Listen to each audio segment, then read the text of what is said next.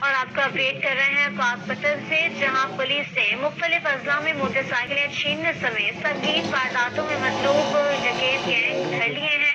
ملزمان نے قبضے سے بڑی تعداد میں مسروقہ موٹر سائیکل سمیت دیگر سامان اور جدید اسلحہ بھی برآمد کیا گیا ہے۔ اس حوالے سے رپورٹ کریں گے محمود احمد رضا۔ پاکپتن پولیس نے موٹر سائیکل چھیننے سمیت ڈکیتی کی درجنوں وارداتوں میں مطلوب 2 بین الاضلاعی ڈکیٹ گینگز گرفتار کر لیے۔ ڈی ایس پی صدر سرکل کے مطابق ملزمان کے قبضے سے 12 موٹر سائیکلوں سمیت بڑی تعداد میں مال مسروقہ برآمد کیا گیا۔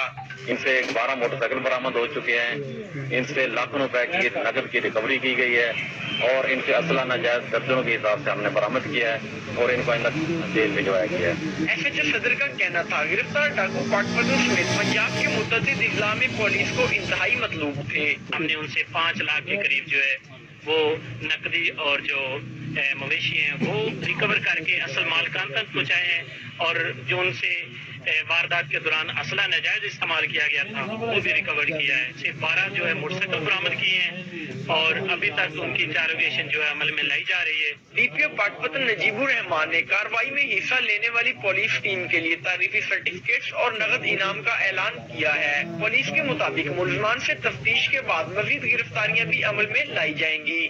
کیمرہ ٹیم کے ساتھ محمود رضا، K21 نیوز، پاکپتن۔